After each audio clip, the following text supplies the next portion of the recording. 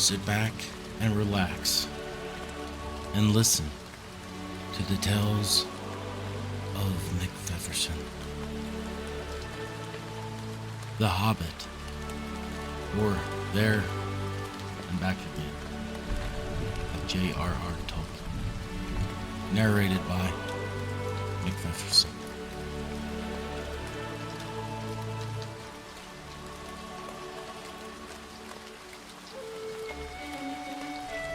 Chapter 1. An Unexpected Party. In a hole in the ground there lived a hobbit. Not a nasty, dirty, wet hole, filled with the ends of worms and an oozy smell, nor yet a dry, bare, sandy hole, with nothing in it to sit down on or to eat. It was a hobbit hole, and that means comfort.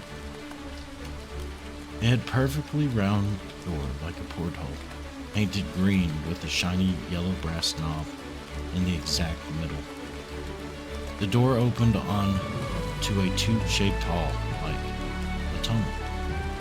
A very comfortable tunnel without smoke, with paneled walls and floors, tiled and carpeted, provided with polished chairs and lots of pegs for hats and coats.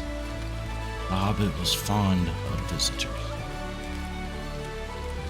The tunnel wound on and on, going fairly but not quite straight into the side of the hill.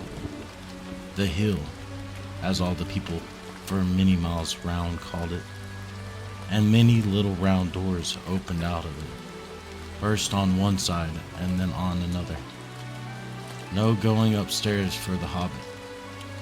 Bedrooms, bathrooms, cellars, pantries, lots of these, wardrobes.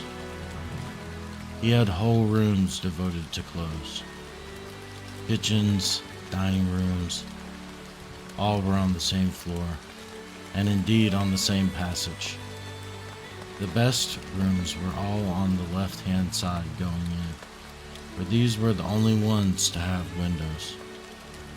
Deep-set, round windows looking over his garden and meadows beyond, sloping down to the river. This hobbit was a very well-to-do hobbit, and his name was Baggins. The Bagginses had lived in the neighborhood of the hill for time out of mind, and people considered them very respectable, not only because most of them were rich, but also because they never had any adventures or did anything unexpected. You could tell what a Baggins would say on any question without the bother of asking him. This is a story of how a Baggins had an adventure and found himself doing and saying things altogether unexpected. He may have lost the neighbors' respect, but he gained, well, you will see whether he gained anything in the end. The mother of our particular hobbit. What is a hobbit? I suppose hobbits need some descriptions nowadays, since they have become rare and shy of the big people, as they call us. They are, or were, a little people, about half our height, and smaller than the bearded dwarves. Hobbits have no beards. There is little or no magic about them except the ordinary everyday sort, which helps them to disappear quietly and quickly when large stupid folk like you and me come blundering along, making a noise like elephants, which they can hear a mile off. They are inclined to be fat in the stomach. They dress in bright colors, chiefly green and yellow. Wear no shoes, because their feet grow naturally leathery soles and thick, warm brown hair, like the stuff on their heads, which is curly. Have long, clever brown fingers, good-natured faces, and laugh deep, fruity laughs, especially after dinner, which they have twice a day when they can get it. Now you know enough to go on with. As I was saying, The mother of this hobbit, of Bilbo Baggins, that is, was the famous Belladonna Took, one of the three remarkable daughters of the old Took, head of the hobbits, who lived across the water, the small river that ran at the foot of the hill. It was often said in other families that long ago one of the Took ancestors must have taken a fairy wife. That was of course absurd, but certainly there was still something not entirely hobbit-like about them. And once in a while members of the Took clan would go and have adventures. They discreetly disappeared, and the family hushed it up. The fact remained that the Tooks were not as respectable as the Bagginses, though they were undoubtedly richer. Not that Belladonna Took ever had any adventures after she became Mrs. Bungo Baggins. Bungo, that was Bilbo's father, built the most luxurious hobbit hole for her, and partly with her money.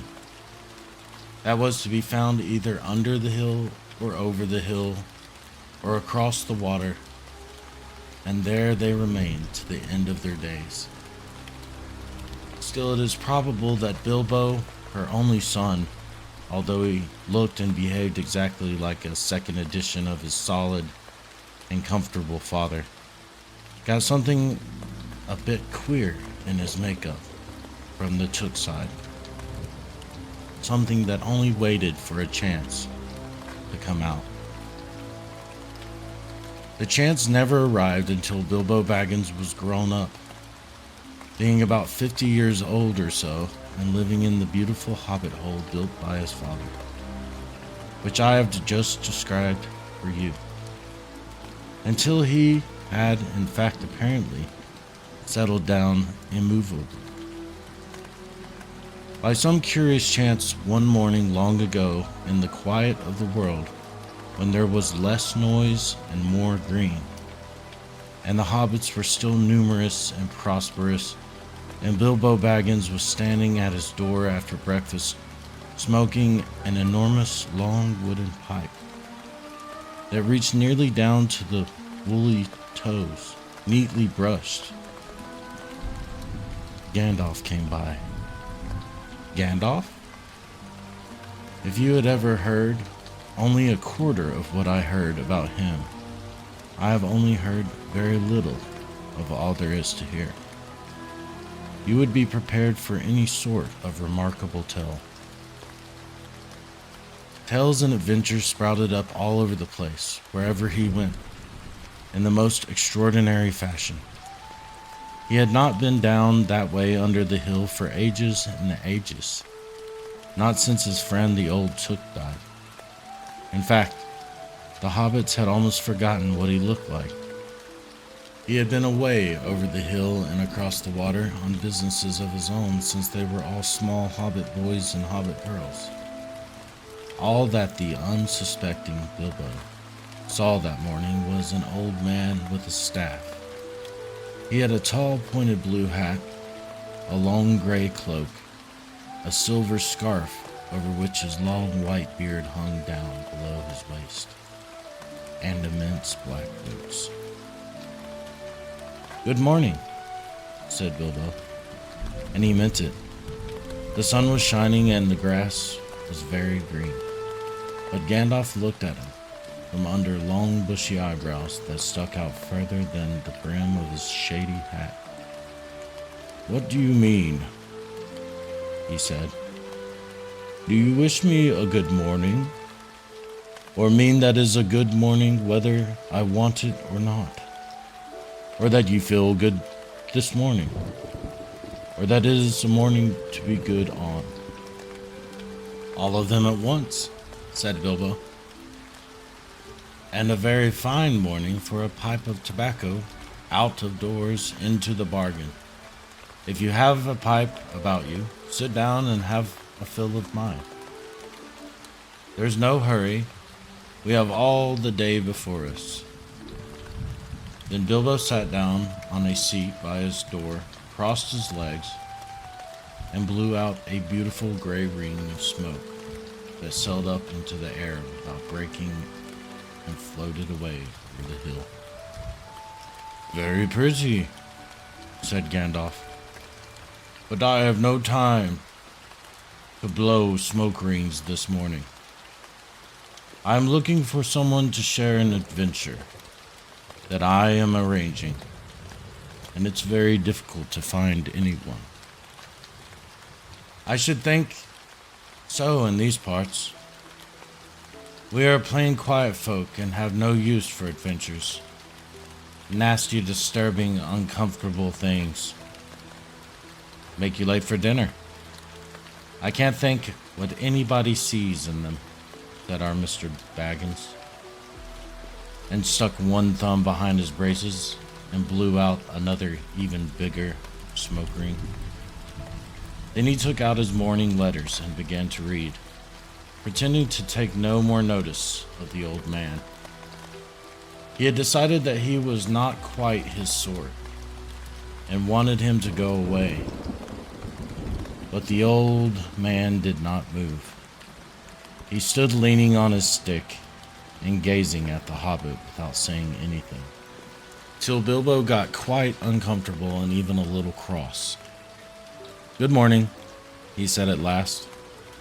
"We don't want any adventurers here, thank you. You might try over the hill or across the water." By this time he meant that the conversation was at an end. "What a lot of things you do use good morning for," said Gandalf. "Now you mean that you want to get rid of me, and that it won't be good till I move off."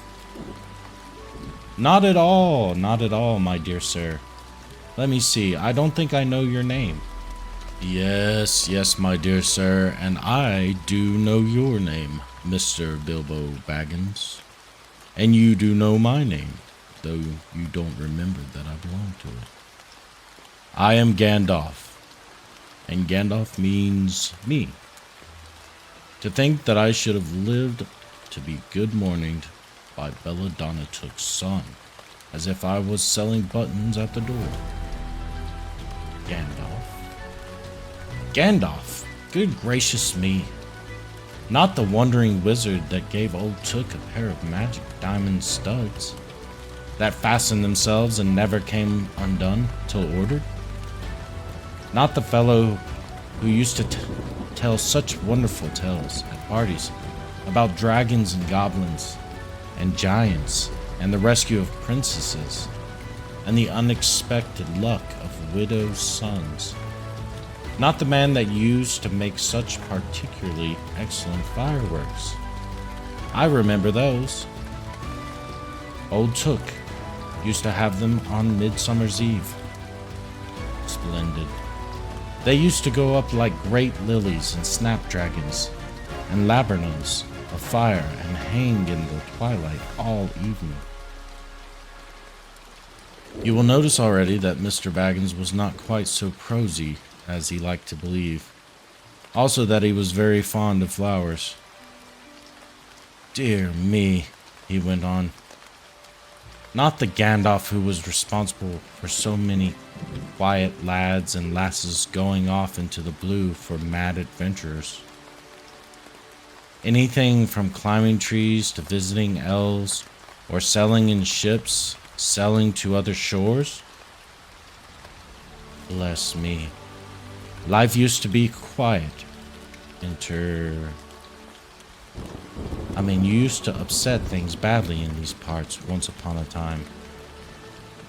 I beg your pardon, but I had no idea you were still in business. Where else should I be? Said the wizard. All the same, I am pleased to find you remember something about me. You seem to remember my fireworks kindly, at any rate, and that is not without hope. Indeed, for your old grandfather Took's sake, and for the sake of poor Belladonna, I will give you what you asked for. I beg your pardon? I haven't asked for anything. Yes, you have. Twice now. My pardon. I give it you. In fact, I will go so far as to send you on this adventure. Very amusing for me, very good for you, and profitable for you too. Very likely if you ever get over it. Sorry, I don't want any adventures, thank you. Not today, good morning. But please come to tea any time you like. Why not tomorrow? Come tomorrow. Goodbye. With that, the hobbit turned and scuttled inside his round green door, and shut it as quickly as he dared, not to seem rude. Wizards, after all, are wizards. What on earth did I ask him to tea for? He said to himself as he went to the pantry. He had only just had breakfast, but he thought a cake or two and a drink of something would do him good after this fright. Gandalf, in the meantime, was still standing outside the door and laughing long but quietly. After a while, he stepped up and with the spike on his staff scratched a queer sign on the hobbit's beautiful green front door. Then he strode away just about the time when Bilbo was finishing his second cake and beginning to think that he had escaped adventures very well. The next day he had almost forgotten about Gandalf. He did not remember things very well unless he put them down on his engagement tablet. Like this: Gandalf tea, Wednesday. Yesterday he had been too flustered to do anything of the kind. Just before tea time there came a tremendous ring on the front door bell. And then he remembered. He rushed and put on the kettle, and put out another cup and saucer, and an extra cake or two, and ran to the door. I am so sorry to keep you waiting, he was going to say, when he saw that it was not Gandalf at all. It was a dwarf, with a blue beard tucked into a golden belt, and very bright eyes under his dark green hood. As soon as the door was open, he pushed inside, just as if he had been expected.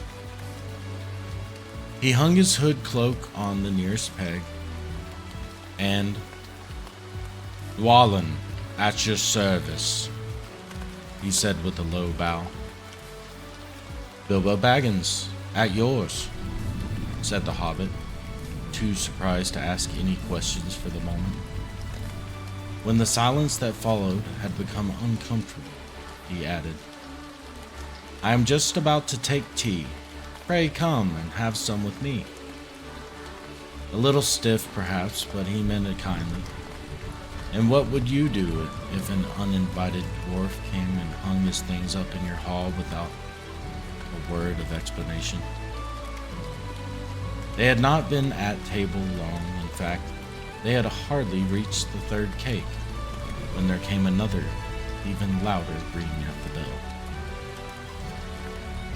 Excuse me, said the hobbit, and off he went to the door.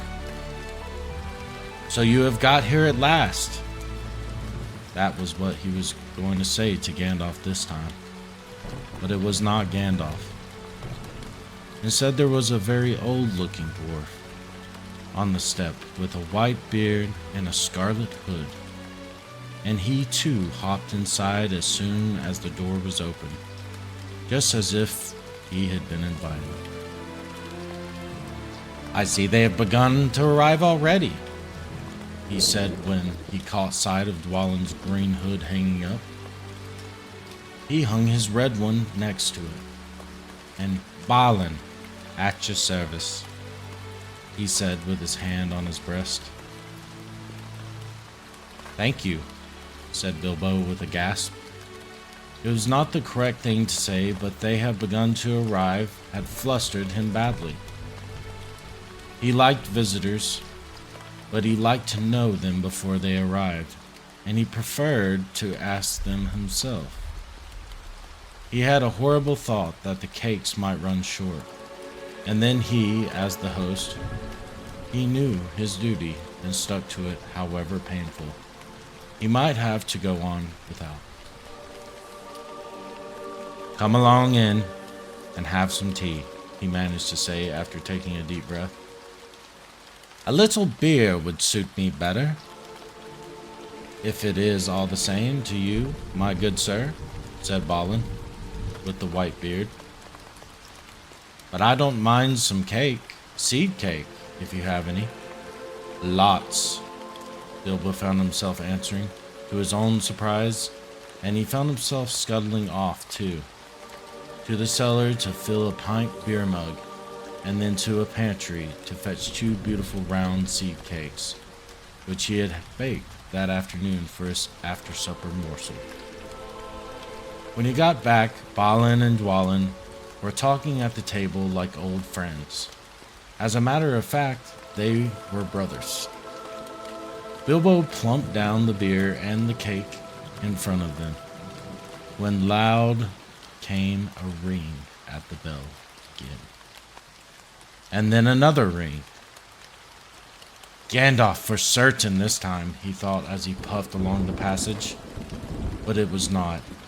It was 2 more dwarves, both with blue hoods, silver belts, and yellow beards, and each of them carried a bag of tools and a spade.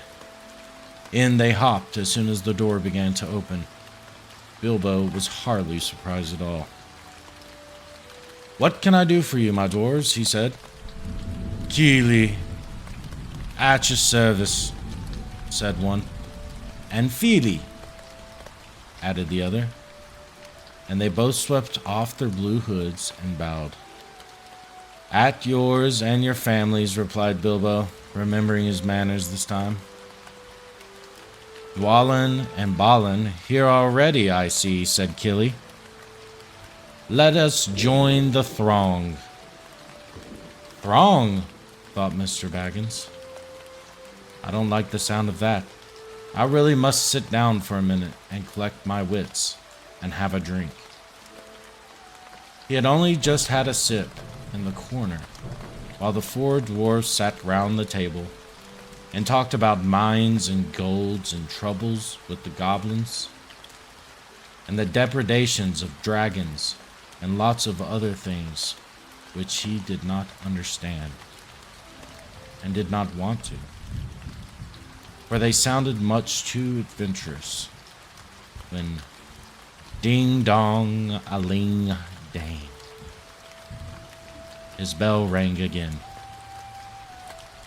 as if some naughty little hobbit boy was trying to pull the handle off. Someone at the door, he said, blinking. Some 4, I should say, by the sound, said Philly.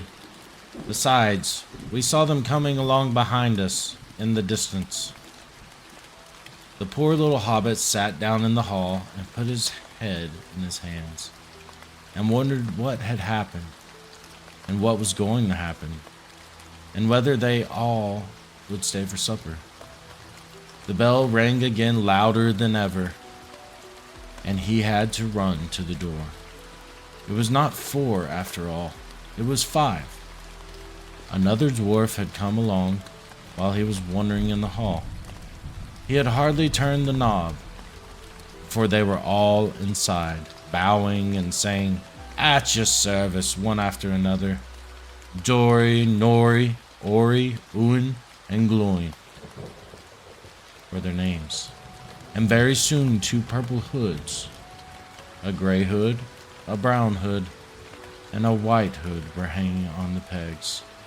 And off they marched with their broad hands stuck in their gold and silver belts to join the others. Already it had almost become a throng. Some called for ale, and some for porter, and one for coffee, and all of them for cakes. So the hobbit was kept very busy for a while. A big jug of coffee had just been set in the hearth. The seed cakes were gone, and the dwarves were starting on a round of buttered scones when there came a loud knock, but not a ring, but a hard rat-tat on the hobbit's beautiful green door. Somebody was banging with a stick. Bilbo rushed along the passage very angry, and altogether bewildered and bewildered. This was the most awkward Wednesday he had remembered ever.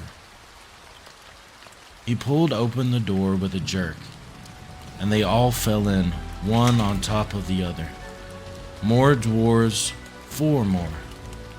And there was Gandalf behind, leaning on his staff and laughing. He had made quite a dent on the beautiful door. He had also, by the way, knocked out the secret mark that he had put there the morning before. "Carefully, carefully," he said. "It is not like you, Bilbo, to keep friends waiting on the mat and then open the door like a pop gun. Let me introduce Biffer, Boffer, Bomber, and especially Thorin." "At your service," said Biffer, Boffer, and Bomber, standing in a row. Then they hung up 2 yellow hoods and a pale green one, and also a sky blue one with a long silver tassel.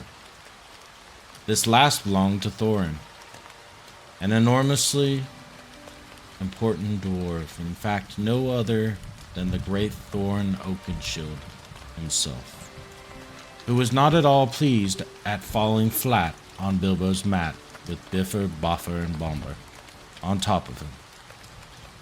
For one thing, Bomber was immensely fat and heavy. Thorin indeed was very haughty and said nothing about service, but poor Mr. Baggins said he was sorry so many times that at last he grunted, "Pray don't mention it," and stopped frowning. "Now we are all here," said Gandalf, looking at the row of 13 hoods, the best detachable party hoods, and his own hat hanging on the pegs. "Quite a merry gathering. I hope there is something left for the latecomers to eat and drink. What's that? Tea? No, thank you. A little red wine, I think, for me." "And for me," said Thorin. "And raspberry jam and an apple tart," said Biffer. "And mince pies and cheese," said Boffer. "And pork pie and salad," said Bomber. "And more cakes and ale and coffee, if you don't mind," called the other dwarves through the door. "Put on a few eggs, there's a good fellow," Gandalf called after him, as the hobbits stumped off to the pantries.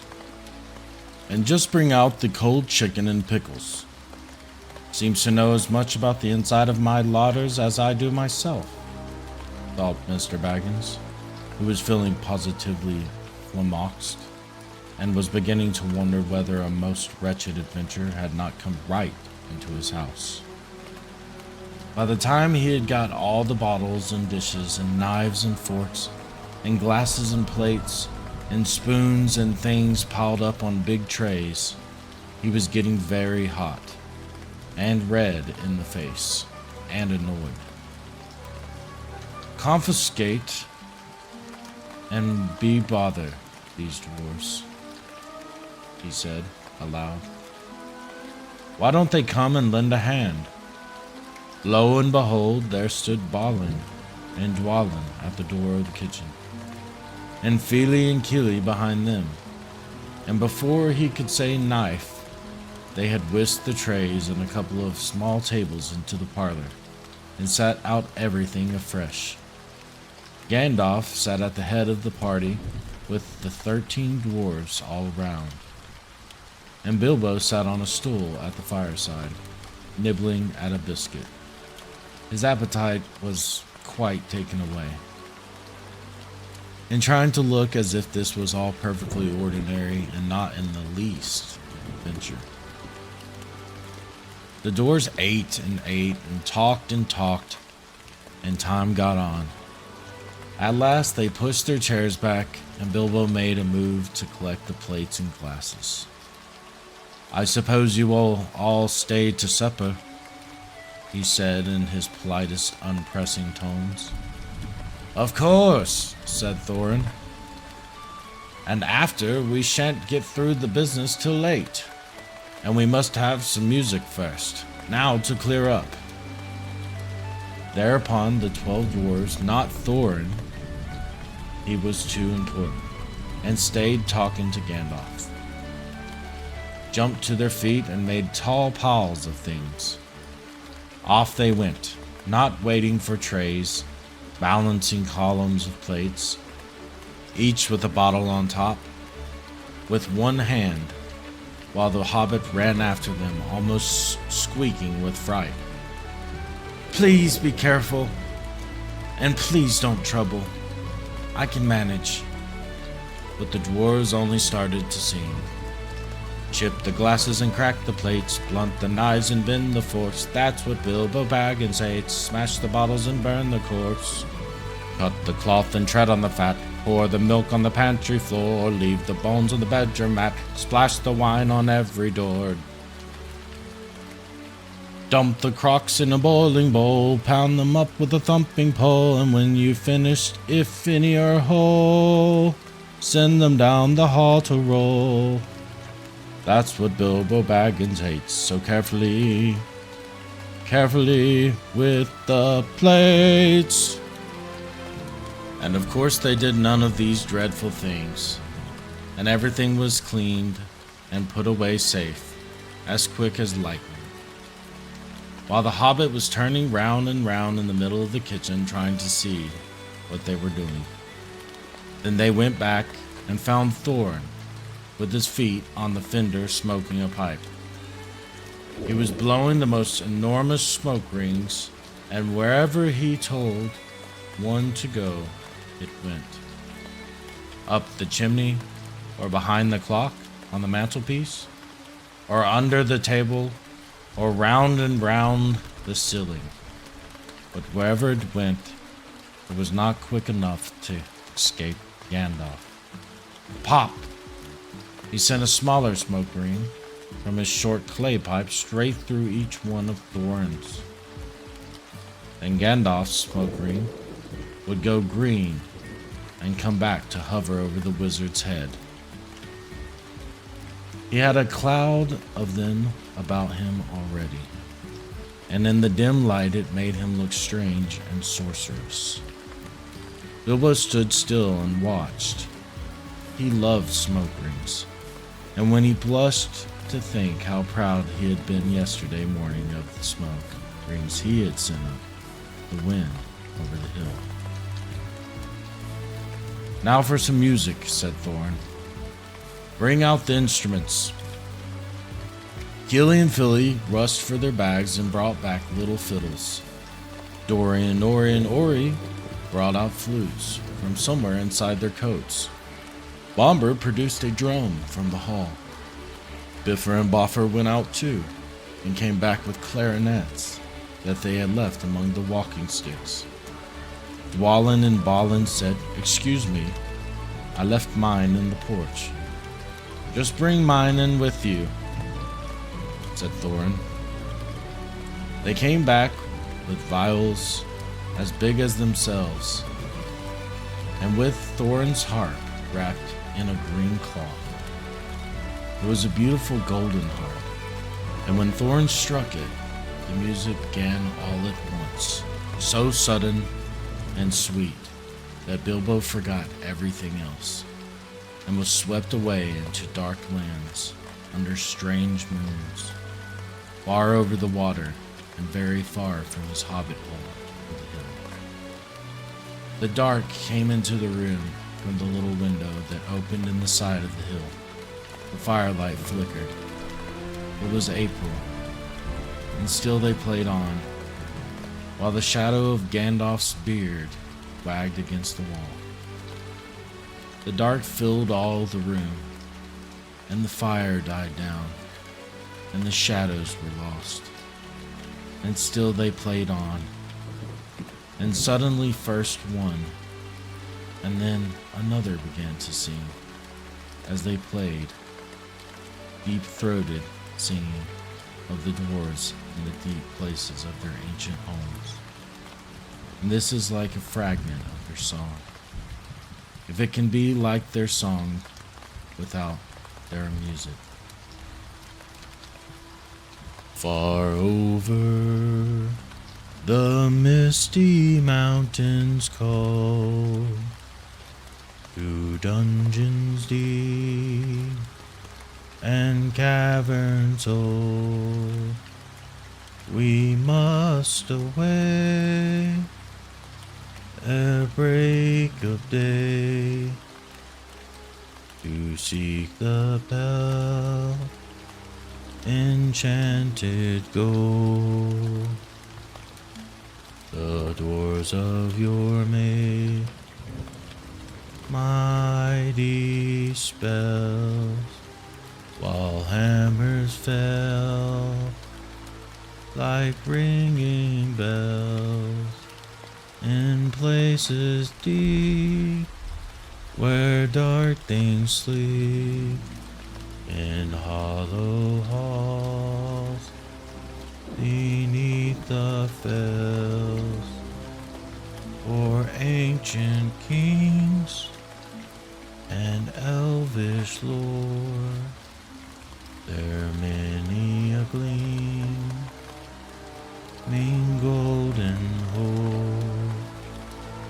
They shaped and wrought, and light they carved, to hide in gems on hilt of sword, on silver necklaces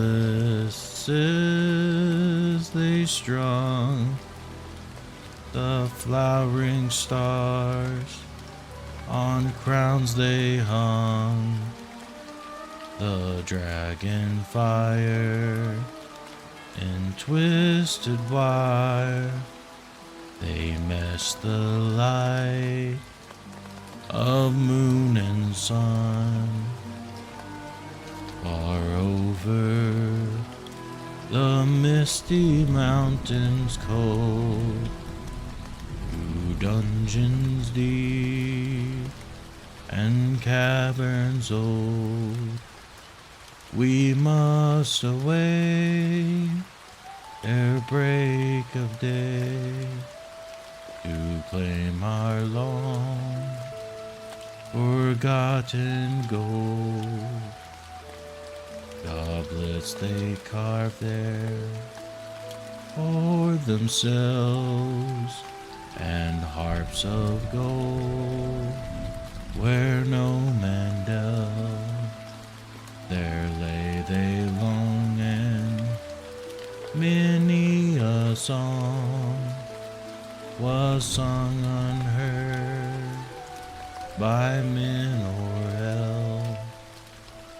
The pines were roaring on the height, the winds were mourning in the night. The fire was red, it flaming spread, the trees like torches blazed with light. The bells were ringing in the dell, and men looked up with faces pale. The dragon's ire, more fierce than fire, lay low their towers and houses frail. The mountains smoke beneath the moon, the dwarves they heard the tramp of doom. They fled their hall to dying fall beneath his feet, beneath the moon. Far over the misty mountains grim, through dungeons deep and caverns dim, we must away ere break of day, to win our heart and gold from him.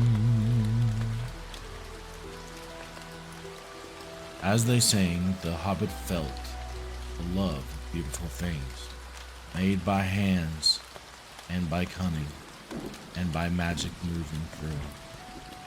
A fierce and a jealous love, the desire of the hearts. Then something tookish woke up inside him, and he wished to go and see the great mountains, and hear the pine trees and the waterfalls, and explore the caves, and wear a sword instead of a walking stick. He looked out of the window.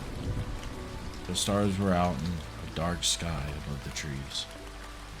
He thought of the jewels of the dwarves shining in dark caverns. Suddenly, in the wood beyond the water, a flame leapt up. Probably somebody lighting a wood fire. And he thought of a plundering dragons settling on his quiet hill and kindling it all to flames. He shuddered, and very quickly he was playing Mr. Baggins of Bag End under hill again. He got up trembling.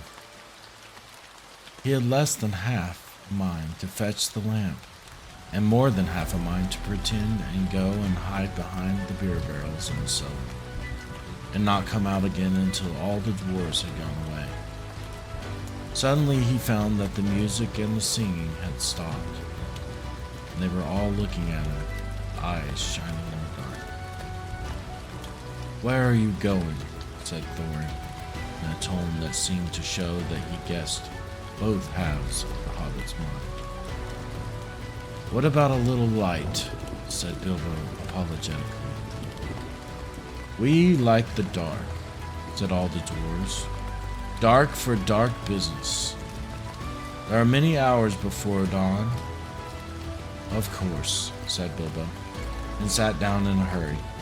He missed the stool and sat in the fender, knocking over the poker and shovel with a crash. "Hush," said Gandalf. "Let Thorin speak." And this is how Thorin began. "Gandalf, Dwalls, and Mr. Baggins, we are met together in the house of our friend and fellow conspirator, this most excellent and audacious hobbit. May the hair on his toes never fall out. All praise his wine and ale." He paused for breath and for a polite remark from the hobbit, but the compliments were quite lost on poor Bilbo Baggins, who was wagging his mouth in protest at being called audacious, and worst of all, fellow conspirator. Though no noise came out, he was so flummoxed. So Thorin went on. "We are met to discuss our plans, our ways, means and policy and devices. We shall soon, before the break of day, start on our lone journey. A journey from which some of us, or perhaps all of us, except our friend and counselor, the ingenious wizard Gandalf, may never return. It is a solemn moment. Our object is, I take it, well known to us all. To the estimable Mr. Baggins, and perhaps to our two younger dwarves, I think I should be right in naming Killy and Philly, for instance. The exact situation at the moment may require a little brief explanation." This was Thorin's style. He was an important dwarf. If he had been allowed, he would have probably have gone on like this until he was out of breath, without telling anyone there anything that was not known already. But he was rudely interrupted. Poor Bilbo couldn't bear it any longer. At "may never return," he began to feel shriek coming up his inside, and very soon it burst out like the whistle of an engine coming out of a tunnel. All the dwarves sprang up, knocking over the table. Gandalf struck a blue light on the end of his magic staff, and in its firework glare, the poor little hobbit could be seen kneeling on the earth rug, shaking like a jelly that was melting. Then he fell flat on the floor and kept on calling out, "Struck by lightning! Struck by lightning!" over and over again. And that was all they could get out of him for a long time. So they took him and laid him out of the way on the drawing room sofa, with a drink at his elbow, and they went back to their dark business. "Excitable little fellow," said Gandalf, as they sat down again. "Gets funnier, queer fits, but he is one of the best, as fierce as a dragon in a pinch. If you have ever seen a dragon in a pinch, you will realize that this was only poetical exaggeration applied to any hobbit. Even to old Took's great-grand-uncle, Bull-Roar, who was so huge for a hobbit that he could ride a horse. He charged the ranks of goblins of Mount Cram in the Battle of the Green Fields and knocked their King Gulfinbull's head clean off with a wooden club. It sailed 100 yards through the air and went down a rabbit hole, and in this way the battle was won, and the game of golf invented at the same moment. In the meanwhile, however, Bull-Roar's gentler descendant was reviving in the drawing room. After a while and a drink, he crept nervously to the door of the parlor. This is what he heard. Loin speaking. Or some snort more or less like that. "Will he do? Do you think?" It is all very well for Gandalf to talk about this hobbit being fierce, but one shriek like that in a moment of excitement would be enough to wake the dragon and all his relatives and kill the lot of us. I think it sounded more like a fright than excitement. In fact, if it had not been for the sign on the door, I should have been sure we had come to the wrong house. As soon as I clapped eyes on the little fellow bobbing and puffing on the mat, I had my doubts. He looks more like a grocer than a burglar." Then Mr. Baggins turned the handle and went in. The Took side had won. He suddenly felt he would go without bed and breakfast to be thought fierce. As for little fellow bobbing on the mat, it almost made him really fierce. Many a time afterwards, the Baggins' heart regretted what he did now, and he said to himself, "Bilbo, you were a fool. You walked right in and put your foot in it." "Pardon me," he said, "if I have overheard words that you were saying. I don't pretend to understand what you are talking about, or your reference to burglars. But I think I am right in believing," this is what he called being on his dignity, "that you think I am no good. I will show you. I have no signs on my door. It was painted a week ago. And I am quite sure you have come to the wrong house. As soon as I saw your funny faces on the doorstep, I had my doubts, but treat it as the right one. Tell me what you want done, and I will try it. If I have to walk from here to the east of East and fight the wild wereworms in the last desert. I had a great-great-great-granduncle once, Bull-Roar Took, and..." Yes, but that was long ago," said Gloin. "I was talking about you, and I assure you there is a mark on this door. The usual one in the trade, or used to be. Burglar wants a good job, plenty of excitement, and reasonable reward. That's how it is usually read. You can say expert treasure hunter instead of burglar if you like. Some of them do. It's all the same to us. Gandalf told us that there was a man of the sort in these parts looking for a job at once, and that he had arranged for a meeting here this Wednesday, tea time. Of course there's a mark, said Gandalf. I put it there myself. For every good reason. You asked me to find the 14th man for your expedition, and I chose Mr. Baggins.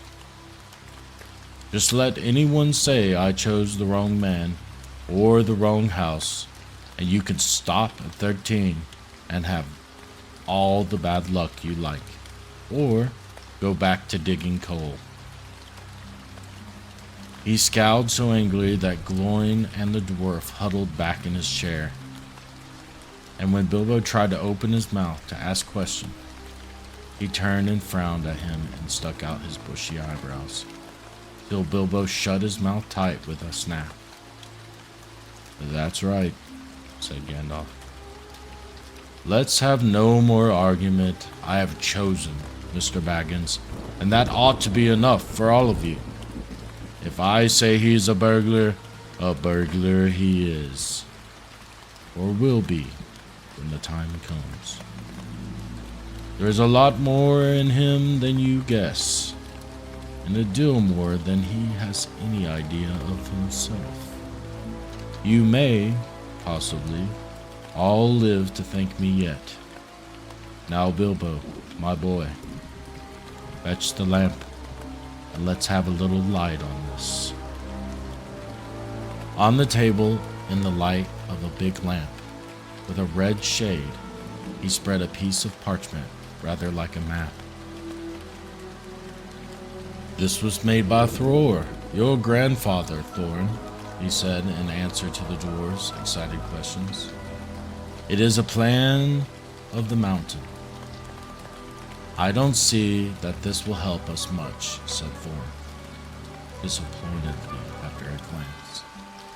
I remember the mountain well enough, and the lands about it, and I know where the Mirkwood is, and the withered heath where the great dragons bred.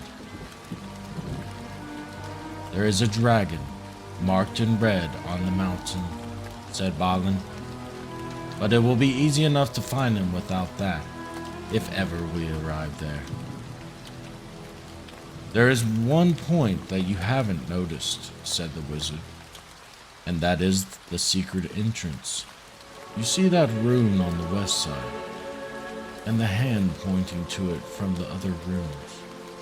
That marks a hidden passage to the lower halls. Look at the map at the beginning of this book, and you will see there the runes. It may have been secret once, said Thorin, but how do we know that this is a secret any longer? Old Smaug has lived there long enough now to find out anything there is to know about these caves. He may, but he can't have used it for years and years. Why? Because it's too small. 5 feet high the door, and 3 may walk abreast, say the runes. But Smaug could not creep into a hole that size, not even when he was a young dragon. Certainly not after devouring so many of the dwarves and men of Bel. It seems a great big hole to me, squeaked Bilbo, who had no experience of dragons and only of hobbit holes. He was getting excited and interested again, so that he forgot to keep his mouth shut. He loved maps, and in his hall there hung a large one of the country road, with all his favorite walks marked on it, red in ink. How could such a large door be kept secret from everybody outside apart from the dragon? He asked. He was only a little hobbit, you must remember. In a lot of ways, said Gandalf. But in what way this one has been hidden, we don't know without going to see. From what it says on the map, I should guess there is a closed door. which has been made to look exactly like the side of the mountain. That is the usual war's method. I think that is right, isn't it? Quite right, said Thorin. Also, went on Gandalf, I forgot to mention that with the map went a key. A small and curious key. Here it is, he said, and handed Thorin a key with a long barrel and intricate wards made of silver. Keep it safe. Indeed I will, said Thorin, and he fastened it upon a fine chain that hung about his neck and under his jacket. Now things began to look more hopeful. This news alters them much for the better. So far we have had no clear idea what to do. We thought of going east, as quiet and careful as we could, as far as the Long Lake. After that, the trouble would begin. A long time before that, if I know anything about the roads east, interrupted Gandalf.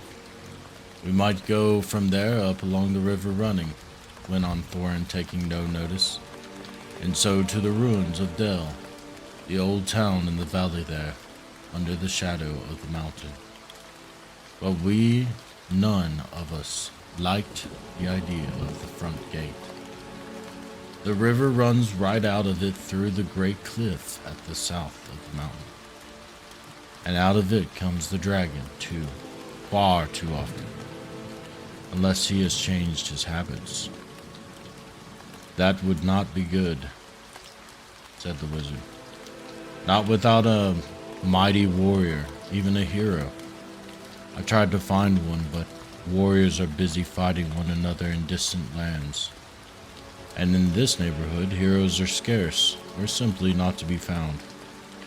Swords are in these parts are mostly blunt, and axes are used for trees, and shields as cradles or dish covers. And dragons are comfortably far off, and therefore legendary. That is why I settled on burglary, especially when I remembered the existence of a side door.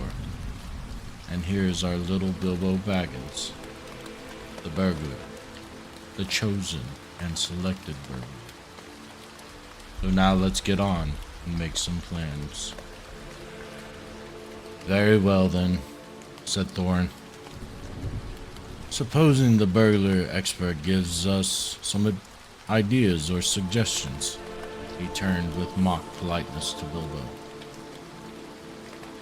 First, I should like to know a bit more about things, he said, feeling all confused and a bit shaky inside, but so far still tookishly determined to go on with things. I mean about the gold and the dragons and all that, and how it got there, and who it belongs to, and so on and further. Bless me, said Thorin. Haven't you got a map? And didn't you hear our song? And haven't we been talking about all this for hours? All the same, I should like it all plain and clear, said he, obstinately, putting on his business manner, usually reserved for people who tried to borrow money off of him, and doing his best to appear wise and prudent and professional and live up to Gandalf's recommendation. Also, I should like to know about risks, out-of-pocket expenses, time required, and remuneration, and so forth, by which he meant, what am I going to get out of it, and am I going to come back alive? Oh, very well, said Thorin. Long ago in my grandfather Thor's time, our family was driven out of the far north, and came back with all their wealth and their tools to this mountain on the map. It had been discovered by far ancestors, Thrain the Old. But now they mined and they tunneled and they made huger halls and greater workshops. And in addition, I believe they found a good deal of gold and a great many jewels too. Anyway, they grew immensely rich and famous, and my grandfather was king under the mountain again, and treated with great reverence by the mortal men who lived to the south, and were gradually spreading up the running river as far as the valley overshadowed by the mountain. They built the merry town of Dell there in those days. Kings used to send for our smiths, and reward even the least skillful most richly. Fathers would beg us to take their sons as apprentices, and pay us handsomely, especially in food supplies, which we never bothered to grow or find for ourselves. Altogether, those were good days for us, and the poorest of us had money to spend and to lend, and leisure to make beautiful things just for the magical fun of it, not to speak of the most marvelous and magical toys, the like of which is not to be found in the world nowadays. So my grandfather's halls became full of armor and jewels and carvings and cups, and the toy market of Dell was the wonder of the north. Undoubtedly, that was what brought the dragons steal gold and jewels, you know, from men and elves and dwarves, wherever they can find them. And they guard their plunder as long as they live, which is practically forever, unless they are killed, and never enjoy a brass ring of it. Indeed, they hardly know a good bit of work from a bad, though they usually have a good notion of the current market value, and they can't make a thing for themselves, not even mend a little loose scale of their armor. There were a lot of dragons in the north in those days, and gold was probably getting scarce up there, with the dwarves flying south or getting killed, and all the general waste and destruction that dragons make going from bad to worse. There was a most specially greedy, strong, and wicked worm called Smog. One day he flew up into the air and came south. The first we had heard of it was a noise like a hurricane coming from the north, and the pine trees on the mountain creaking and cracking in the wind. Some of the dwarves who happened to be outside, I was one luckily, a fine adventurous lad in those days, always wandering about, and it saved my life that day. Well, from a good way off, we saw the dragon settle on our mountain in a spout of flame. Then he came down the slopes, and when he reached the woods, they all went up in fire. By that time, all the bells were ringing in Dell, and the warriors were arming. The dwarves rushed out of the great gate, but there was the dragon waiting for them. None escaped that way. The river rushed up in steam, and a fog fell on Dell. And in the fog, the dragon came on them, and destroyed most of the warriors. The usual unhappy story. It was only too common in those days. Then he went back and crept in through the front gate, and rooted out all the halls and lanes and tunnels, alleys, cellars, mansions, and passages. After that, there were no dwarves left alive inside, and he took all their wealth for himself. Probably, for that is the dragon's way. He has piled it all up in a great heap far inside, and sleeps on it for a bed. Later he used to crawl out of the great gate and come by night to Dell, and carry away people, especially maidens, to eat, until Dell was ruined, and all the people dead or gone. What goes on there now I don't know for certain, but I don't suppose anyone lives nearer to the mountain than the far edge of the long lake nowadays. The few of us that were well outside sat and wept in hiding and cursed Smog, and there we were unexpectedly joined by my father and my grandfather with singed beards. They looked very grim, but they said very little, When I asked how they had got away, they told me to hold my tongue, and said that one day in the proper time I should know. After that, we went away, and we have had to earn our livings as best we could up and down the lands, often enough sinking as low as blacksmith work or even coal mining. But we have never forgotten our stolen treasure, and even now, when I will allow, we have a good bit laid by and are not so badly off. Here, Thorin stroked the gold chain round his neck. We still mean to get back, and to bring our curses home to Smaug if we can. I have often wondered about my father's and my grandfather's escape. I see now they must have had a private side door which only they knew about, but apparently they made a map, and I should like to know how Gandalf got a hold of it, and why it did not come down to me, the rightful heir. I did not get hold of it. I was given it, said the wizard. Your grandfather Thror was killed, and you remember, in the mines of Moria by Azog the Goblin. Curse his name, yes, said Thorin. And Thrain, your father, went away on the 21st of April, 100 years ago last Thursday, and has never been seen by you since. True, said Thorin. Well, your father gave this to give to you. And if I have chosen my own time and way for handing it over to you, you can hardly blame me, considering the trouble I had to find you. Your father could not remember his own name when he gave me the paper, and he never told me yours, who on the whole I think ought to be praised and thanked. Here it is, said he, handing the map to Thorin. I don't understand, said Thorin, and Bilbo felt he would have liked to say the same. The explanation did not seem to explain. Your grandfather, said the wizard slowly and grimly, gave the map to his son for safety before he went to the mines of Moria.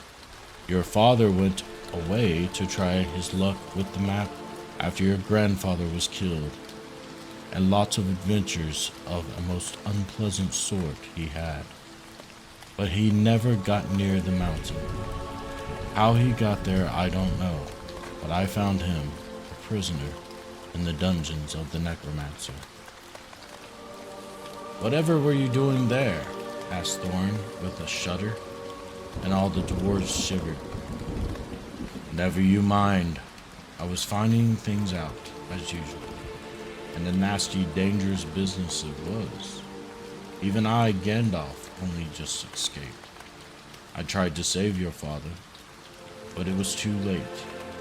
He was witless and wandering, had forgotten almost everything except the map and the key. We have long ago paid the goblins of Moria, said Thorin. We must give a thought to the necromancer. Don't be absurd.